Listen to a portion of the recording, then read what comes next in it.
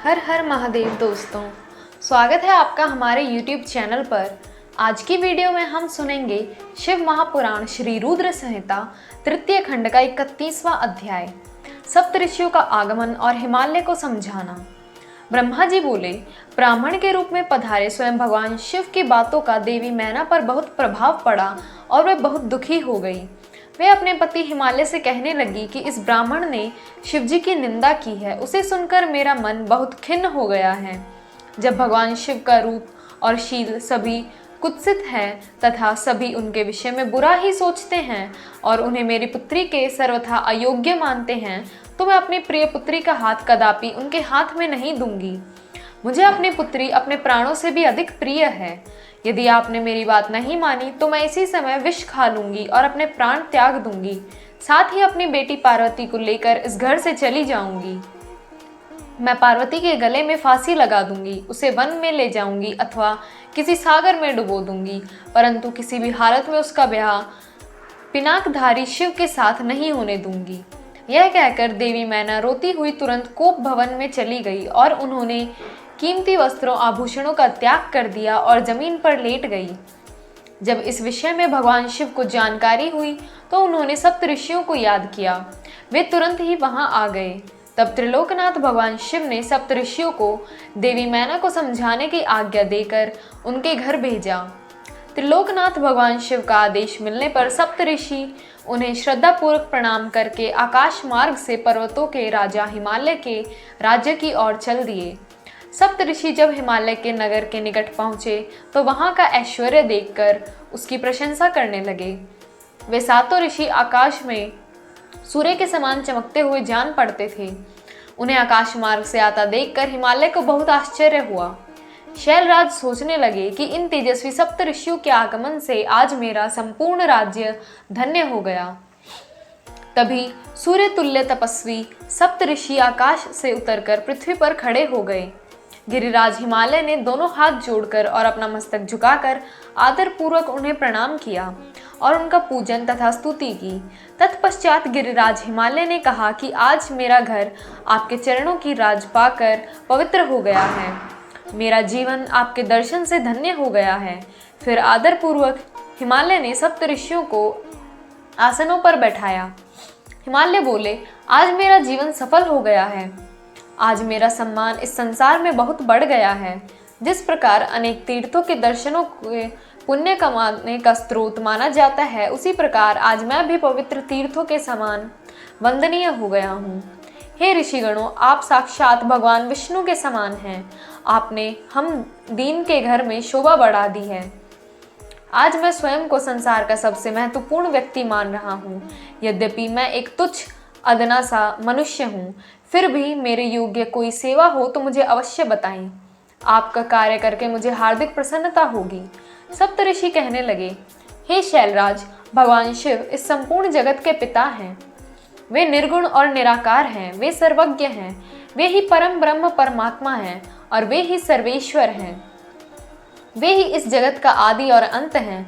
आप भली भांति त्रिलोकनाथ भगवान शिव के विषय में सब कुछ जानते ही हैं।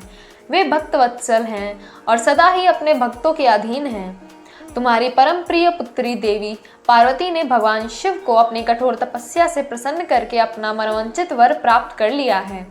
उन्होंने प्रभु शिव को पति रूप में पाने का वर प्राप्त किया है। जिस प्रकार भगवान शिव को इस जगत का पिता माना जाता है, उसी प्रकार शिवा जगत माता कही जाती हैं। अतः आप अपनी कन्या पार्वती का विवाह महात्मा शिव शंकर से कर दीजिए। ऐसा करके आपका जन्म सफल हो जाएगा और आप गुरुओं के भी गुरु बन जाएंगे। सप्तऋषियों के ऐसे वचन सुनकर हिमालय बोले, हे महर्षि, मेरे अहोभाग्य है जो आपने मुझे इस योग्य समझा, मुझसे यह बात कही। सच कहूँ तो मेरी हार्दिक इच्छा भी यही है कि मेरी पुत्री का विवाह भगवान शिव के साथ ही हो, परंतु एक परेशानी यह है कि कुछ दिनों पूर्व एक ब्राह्मण देव हमारे घर पधारे थे। उन्होंने भक्तवत्सल भगवान शिव के विषय में अनेक उल्टी सीधी बातें की। उस वैष्णव ब्राह्मण ने शिवजी की घोर निंदा की, उन्हें अमंगलकारी बताया। ये सब बातें सुनकर मेरी पत्नी देवी मैना की बुद्धि पलट गई है। उनका समस्त ज्ञान भ्रष्ट हो गया है। अब वे अपनी पुत्री पार्वती का विवाह परम योगी रुद्रदेव से कदापि नहीं करना चाहती हैं। हे सप्तऋषियों, वे जिद करके बैठी हैं कि वे अपनी पुत्री पार्वती का विवाह भगवान शिव से नहीं करेंगी। इसलिए वे लड़ झगड़ कर सभी आभूषणों तथा राजसी वस्त्रों को त्याग कर कोप भवन में जाकर लेट गई हैं। मैं बहुत समझाने पर भी वे कुछ नहीं समझ रही हैं। आपसे सच सच अपने दिल की इच्छा कहूँ तो उन वैष्णव ब्राह्मण की बातें सुनकर अब मैं भी नहीं चाहता कि मेरी पुत्री का विवाह शिवजी से हो। नारद, इस प्रकार भगवान शिव की माया से मोहित होकर गिरिराज हिमालय ने ये सब बातें कही और यह कहकर चुप हो गए। तब सप्त ऋषियों ने कोप भवन में लेटी हुई देवी मैना को समझाने के लिए देवी अरुंधति को भेजा। अपने पति की आज्ञा पाकर देवी अरुंधति उस कोप भवन में पहुंची, जहां देवी मैना रुष्ट होकर पृथ्वी पर लेटी हुई थी और पार्वती उनके पास ही बैठकर उन्हें समझा रही थी। साध्वी अरुंधति बड़े ही मधुर स्वर में बोली, देवी मैना उठिए, मैं अरुंधति और सप्तऋषि तुम्हारे घर पर पधारे हैं। देवी अरुंधति को वहां अपने कक्ष में देखकर देवी मैना उठ गई और साक्षात लक्ष्मी के समान उन परम तेजस्विनी को देखकर उनके चरणों में अपना सिर रखकर बोली, आज हमारे घर में ब्रह्मा जी की पुत्र वधू और महर्षि वशिष्ठ की पत्नी अरुंधति सहित सप्त ऋषियों ने पधार कर हमें इस पुण्य का फल दिया है। आपने आने का हमारा कुल धन्य हो गया। मैं आपसे यह जानना चाहती हूँ कि आपके इस तरह यहाँ आने का क्या उद्देश्य है। देवी मैना के ऐसे कहने पर देवी अरुंधति मुस्कुराई और उन्हें समझाकर कोप भवन से बाहर उस स्थान पर ले गई जहाँ सप्त ऋषियों सहित गिरिराज हिमालय बैठे हुए थे। तब देवी मैना को वहां आया देखकर श्रेष्ठ और परम ज्ञानी सप्त ऋषि भगवान शिव को मन में स्मरण कर समझाने लगे। सप्त ऋषि बोले, शैलराज, तुम अपनी पुत्री पार्वती का विवाह त्रिलोकनाथ भक्तवत्सल भगवान शिव से कर दो। वे तो सर्वेश्वर हैं, वे किसी भी याचना नहीं करते। जगत की रचना के स्रोत ब्रह्मा जी ने तारकासुर को यह वरदान दिया है कि केवल शिव पुत्र की हाथों ही उसका वध होगा। इस समय तारकासुर के कारण तीनों लोकों में हाहाकार मचा हुआ है।